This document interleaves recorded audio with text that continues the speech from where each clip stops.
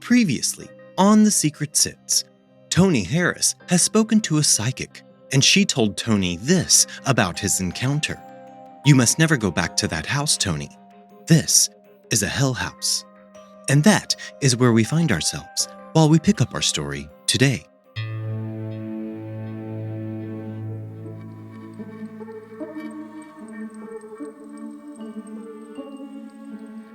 Welcome to The Secret Sits. I'm your host, John Dodson. Join us every Thursday as we uncover the secrets behind the world's most fascinating true crime cases. You can find all episodes of The Secret Sits for free on Apple Podcast, Spotify, or wherever you get your podcasts. And if you like what you are hearing, reach out to us on Instagram and Facebook at TheSecretSitsPodcast, or on Twitter at SecretSitsPod. Now, on with our story.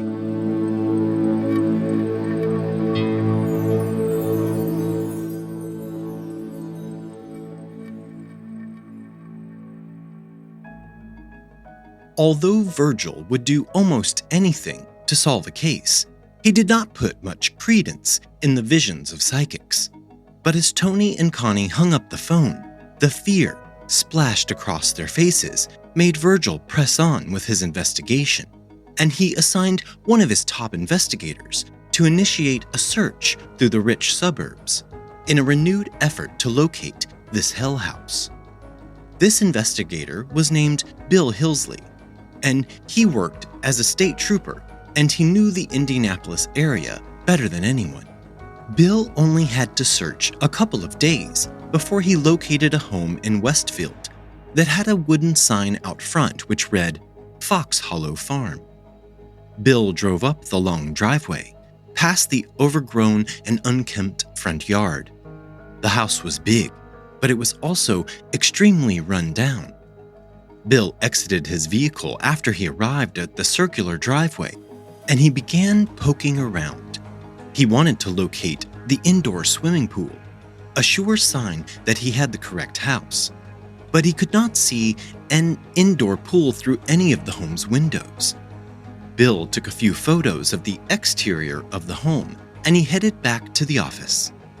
When Bill showed Virgil the photos of the house, Virgil ordered aerial photos to be taken of the property. He then showed the photos to Tony, but Tony was still unsure. He thought that the driveway had felt longer as they drove it in the darkened night. Next, Virgil contacted the Hamilton County Police Department and asked for information about the owners of Fox Hollow Farm. But the police department would not relinquish any information to Virgil. The Hamilton County Police had no interest in assisting in this investigation because Hamilton County was completely crime-free. And not only was the county completely crime-free, it also held the largest amount of wealthy residents in the entire state. Money, as they saw it, was not the root of all evil. Instead, money meant the absence of evil. Everyone in the county was above suspicion. With no help from local authorities, Virgil pulled all of the public records that he could, and he discovered that Fox Hollow Farm was owned by a family with the last name Baumeister. So he added this information to the case file, and he sent Bill back out to keep looking. It had now been a year since Tony Harris had experienced one of the worst nights of his life, the night when his life had almost been snuffed out. But his life had moved on, and he decided to go out and have a good time. As Tony sat in the bar, enjoying himself, just talking to some friends, there was suddenly a commotion, and a guy began shouting toward the bartender, "This guy is Brian Smart!"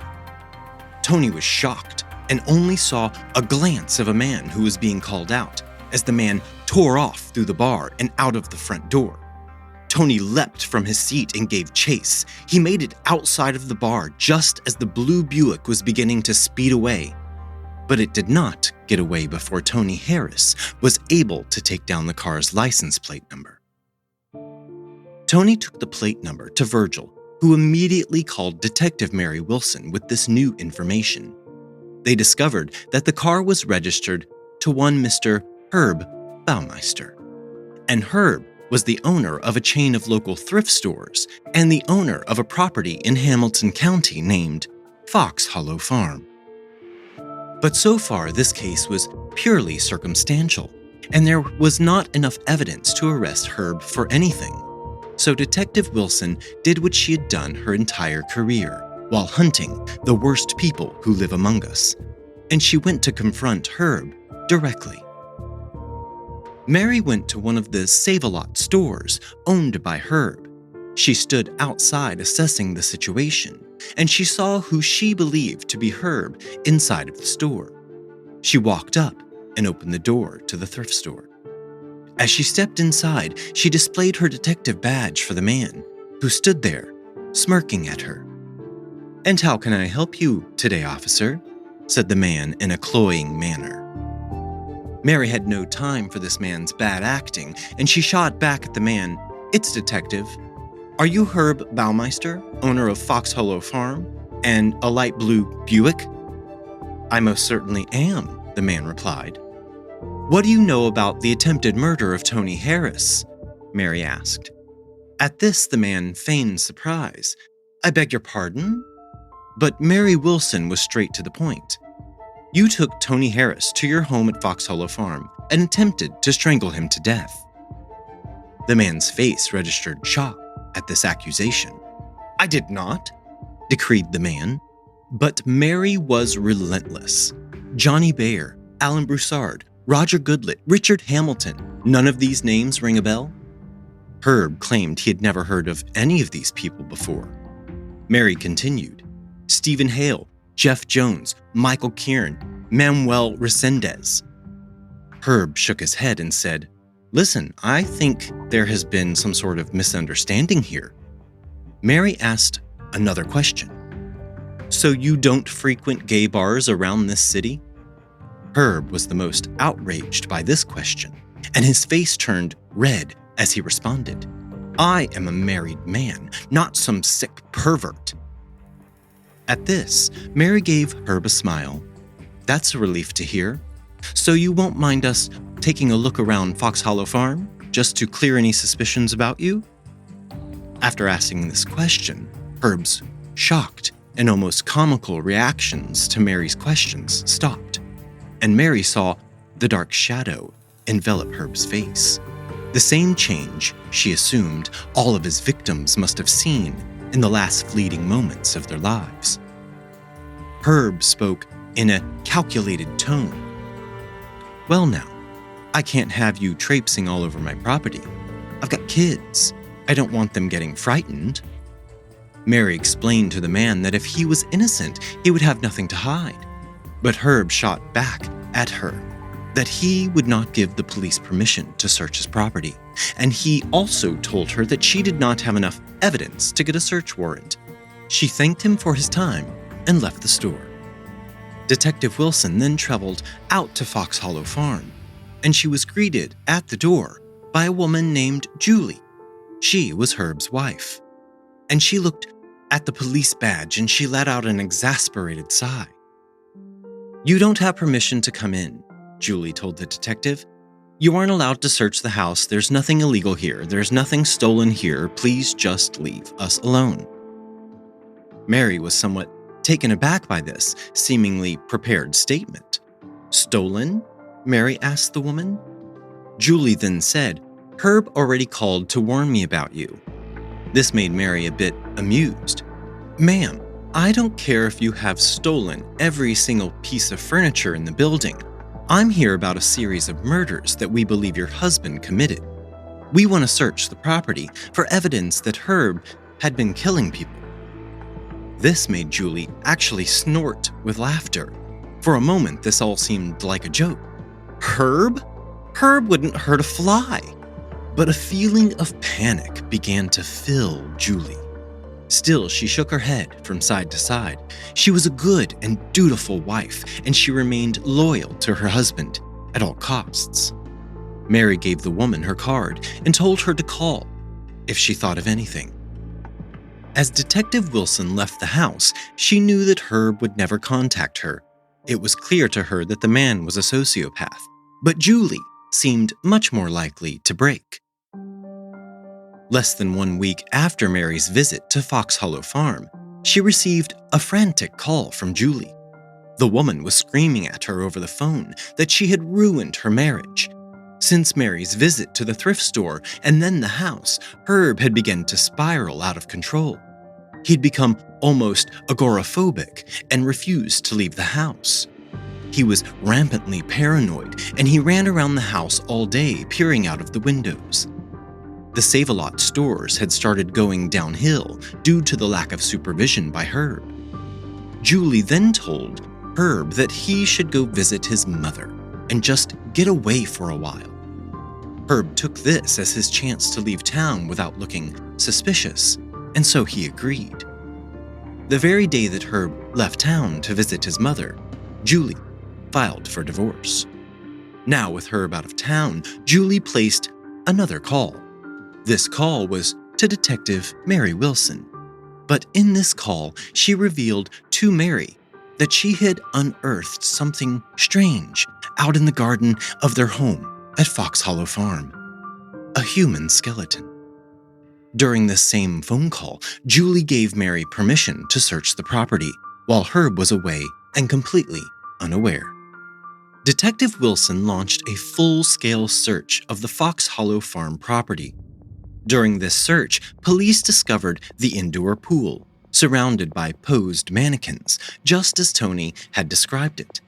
They also found a hidden video recorder, which they assumed Herb had used to videotape his egregious acts. However, they could not locate any videotapes to confirm their suspicions. Because of Tony's details around the night he had almost been killed by Herb, the police were not so surprised by what they found in the house. Nothing could have prepared this investigation team for what they would unearth in the garden, here at Fox Hollow Farm. With little to no effort, the CSI team immediately began discovering human remains all over the property. Herb had lit bonfires as his way of disposing of human remains. What was left after the raging fires had destroyed almost all of the evidence, was blackened and burned pieces of human bone and teeth. The investigators found these pieces of bone and teeth strewn all around the garden. They also located a portion of a human skull. After searching the property for a further 3 days, the police were confident they had located all of the human remains on the property. Julie Baumeister was understandably shocked by what was happening on her property. The police had informed her about all of their suspicions surrounding her husband's bad deeds. Listening to all of this information placed Julie into an almost catatonic state. The police officers had to remind Julie when it was time for her to drive to the school to pick up her children. So, in her state of shock, Julie grabbed her keys and pulled away from her home, a home she had once loved. But just about an hour later, Julie careened back into the driveway, driving like a bat out of hell. Detective Mary Wilson came out of the house as the sounds of Julie's car disrupted the quiet around the house. Julie ran to Mary and almost crumpled into the woman's arms.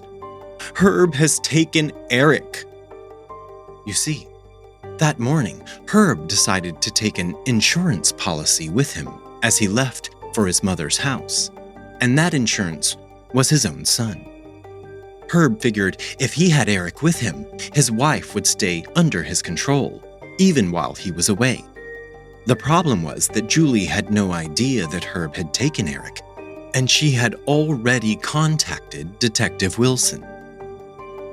Herb Baumeister heard a knock at the door to his mother's house. He walked to the door and he was somewhat taken aback that standing on the other side of the door were 6 uniformed police officers from the local police department. He opened the door. "Can I help you?" Herb said to the gaggle of officers. One officer did the talking. I'm here to inform you that your wife has filed for divorce and has been granted full custody of your children until such time as the proceedings have been completed. We have been asked to come here by the county to collect Herb Baumeister and return him to his mother's care. The local police had not been informed about the investigation taking place at Herb's house. Mary Wilson did not want these officers informing Herb about anything or attempting to arrest him before they had collected all of the evidence that they needed from his home. Herb quickly called his wife a bitch in front of the officers, and then he hollered over his shoulder, "Eric, pack your bag, buddy. You're going back to Mom." He then turned back to the officers and said, "I'm sorry. I understand that you're just doing your job." The local police then took Eric back to the safety of his mother. Herb took this as his window of opportunity to create even more space between him and his quickly deteriorating home life. He informed his mother that Julie had filed for divorce. He then said that he needed to travel back home to speak to Julie about this. He walked out of his mother's house and vanished off the face of the earth. Detective Wilson learned that Herb had fled, so 5 days after their initial search of Fox Hollow Farm, she broke the news about Herb's vicious cycle of crimes during the evening news. They wanted to flush Herb out of hiding, or they hoped that someone would spot him and possibly call in a tip. And Mary did receive a phone call. This call was from Herb's own brother, Brad. Brad informed Mary that he had wired Herb $5,000. Brad said that Herb told him he was in Canada on a business trip and did not have his wallet. Only one person on this earth would ever see Herb Baumeister alive again. But who was this monster? Herb Baumeister was born April 7, 1947, to his parents Herbert and Elizabeth Baumeister. His father was a successful anesthesiologist. Herb was the first child the couple conceived, but after Herb, they would go on to have more children. After Herb was a female child they named Barbara, then another boy called Brad. The couple's final child was another boy they named Richard. After having their entire brood of children, the couple felt cramped in their current house, and they elected to move to an affluent Washington township, which is located just north of Indianapolis. Herb spent his childhood doting on his younger siblings. He also loved playing practical jokes. He was a boy who could easily lift the mood of his entire family with a joke or two. Herb had done well in school, and he had many friends. The fact that his family was wealthy helped. The boy seemed to lead a charmed life, absent from many of the real-world problems that you and I have to go through growing up. All of this was true until Herb Baumeister hit puberty, and the dark shadow began to creep into the boy's soul. Slowly, Herb's practical jokes turned from innocently trying to draw laughter from others, and they began being a bit more twisted, and they only spawned glee from Herb himself. Herb never dated while in school. He was the nerdy skinny boy who was not good at sports. It was also during this time that Herb's morbid fascinations began to manifest. I do not know if at this age Herb knew that he was gay. He was more fascinated by things that he thought had nothing to do with sex. One day, as a bunch of boys were outside running around playing, Herb stopped and pondered out loud what human urine might taste like. He went on to say he wondered if it would taste better cold or fresh from the source. The boys wrote this off as Herb's strange sense of humor, and Herb began chasing them around, asking for a drink. Kids this age do not think about these things as disgusting. They think they're funny, because boys this age are just gross. Herb was fascinated by dead animals. He wanted to touch them and play with them. His favorite new toy would be a rotting and bloated carcass. On more than one occasion, Herb's teacher would find a dead, rotting crow left on her desk. All of the other students knew that Herb Baumeister had been the one responsible, but they never said anything. They did not want to be the target of Herb's next prank. During this time, Herb also became increasingly disruptive in class. One day when the teacher arrived at her classroom, she discovered that someone had urinated all over her desk. The other children, once again, did not rat out Herb, but the school knew it was him and they phoned his parents. Herb's father agreed to get Herb some professional help for his problems, and the school allowed Herb to continue attending class. Herb's father used his connections in the medical field to create an endless cycle of referrals to specialists that Herb never saw. His father did not want his son imprisoned in some psych ward of some mental hospital, and he thought a stern warning was enough to correct his son's outlandish behavior. In the 1950s and the 1960s, psychiatry was still in its infancy, and people were misdiagnosed regularly. If Herb's father had actually taken him to a psychiatrist, he would have likely been put into an institution for the rest of his life. Herb was actually schizophrenic, and the only treatment during this time would have been electroconvulsive therapy or a lobotomy. As Herb came into his teenage years, his friends began to distance themselves further and further away from the boy. His name became taboo around the school, with his teachers tiptoeing around the problem, and his friends slowly came to realize that it was not just Herb's personality that was a problem. Even Herb's own father cautiously found excuses not to be in his odd son's presence. The only person in Herb's life that seemed to love him despite all of his faults was his mother. But even she cried just looking at her little boy, a boy she barely recognized anymore. Herb knew that his attraction to other boys would not be accepted by others, so he kept that hidden. Now his love of dead things was also driving people away, so he attempted to tuck that deep inside of himself as well. After slightly changing how he presented himself to the world, Herb made it through his final year in school with less attention and far less scrutiny. After high school, Herb went to Indiana University. There, he was ostracized for his bizarre sense of humor and shunned by his classmates.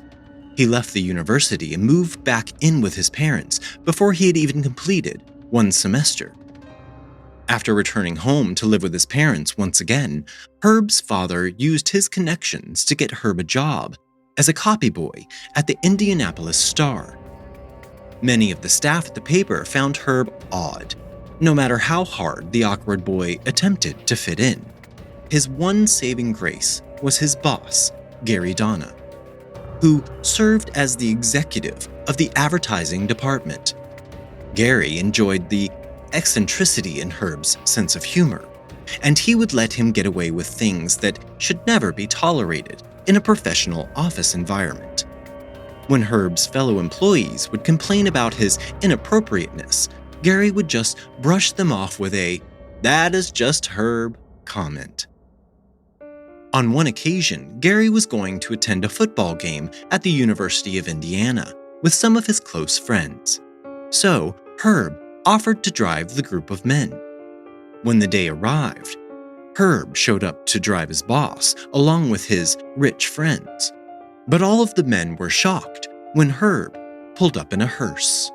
Apparently, Herb had used his father's connections to purchase a hearse from a local mortuary at a great discount. So once again, Gary Donna turned to his friends and said, "That is just Herb." It was not long after this incident that Herb quit the paper. After this incident, praise from his boss Gary had somehow dried up.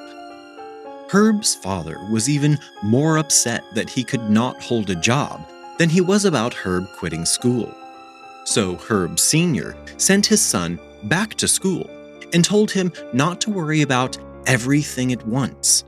He wanted Herb to pick one class, and only one, and stick to it. Herb perused the course catalog and found a class that he thought he could really zero in on: human anatomy and physiology. And that is what he did. Herb returned to school, enrolled in one class, and put his nose to the grindstone.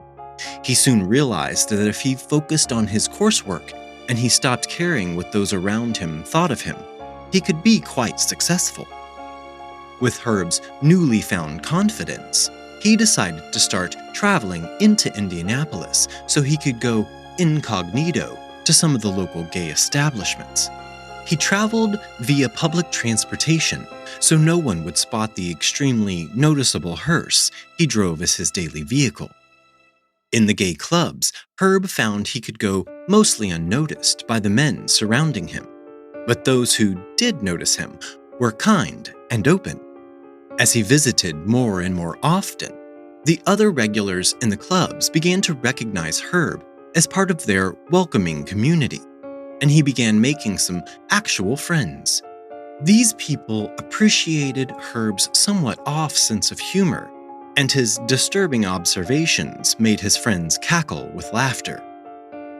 Herb Sr. felt that his son was spending all of his free time on frivolous matters, even though he did not know the extent of what Herb was actually doing with his free time. This worried Herb. He was hiding so many things about himself. He did not want to lose this new part of his life that he was growing to love. So, to get his father off of his case, he decided to pick an extracurricular activity that his father would agree with. And so, Herb Baumeister joined the Young Republicans Club. Herb was quite a contradiction.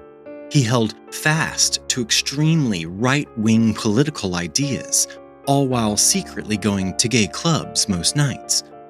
But here in this club, Herb's family wealth was a source of adoration, and Herb became quickly popular within the group. It was here that Herb met Juliana Sater. Juliana was a high school English teacher who attended classes part-time at the university. Herb and Julie shared several interests, like cars and their right-wing political agendas. It was at this point in Herb's life that he walked to the crossroads and had to face the devil. He could choose one of two paths. One was to live the traditional lifestyle expected of him by his family and friends. He could marry Julie, have 2.5 kids and a house in the suburbs, or he could continue his hidden gay lifestyle, where he could make out with guys in bars, watch drag shows, and be who he felt like on the inside. From the story we've been telling you, you know which path Herb chose. Herb and Julie married in November of 1971, and all of Indianapolis's wealthy residents were in attendance. After the wedding came the first time Herb was expected to consummate their marriage, something Herb was not ready for. But Herb and Julie moved on. They were a shining example of what the atomic family should look like. They worked out in the yard together. They never fought, and all of their friends simply saw them as a perfect couple. But things were not perfect. 6 months into their marriage, Herb Sr. came for a visit, and he observed that Herb simply agreed with anything Julie said. There was no argument, no trepidation, just agreement. After Herb's father had been at their home for around 24 hours, and he observed his son's behavior, he suggested that Herb be checked into a mental institution. Herb once again just agreed to go. The institution was treating Herb for depression, but after 2 months of being in the institution, doctors diagnosed Herb with something different than depression. The doctors said that Herb had schizophrenia and that he was suffering from multiple personality disorder, a disorder that today has been largely debunked. But this diagnosis made perfect sense to Herb. No wonder he felt like a different person at times. It was because there was another person living in his body, a gay twink. who just wanted to party at the club and hook up with random dudes.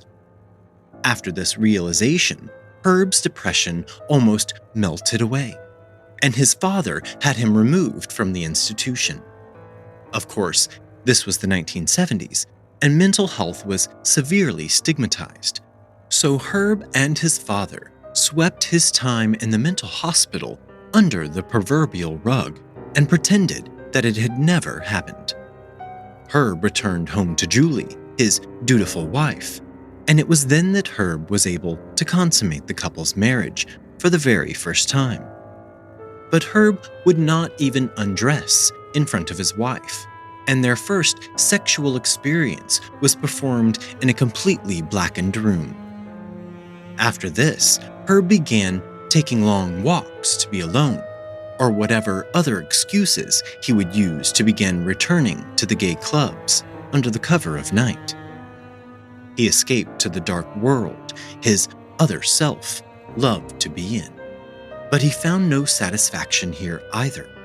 If he had sex with a man, he hated it just as much as he had hated having sex with his own wife.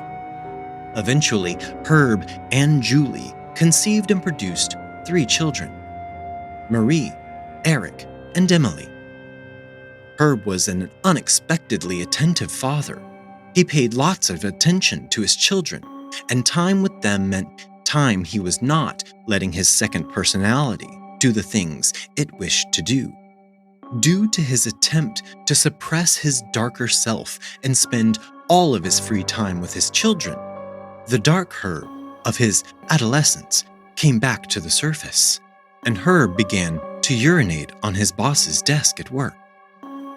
This went on for much longer than you would suspect, but everyone in the office was afraid of what Herb might do if he was fired for this conduct unbecoming of an employee.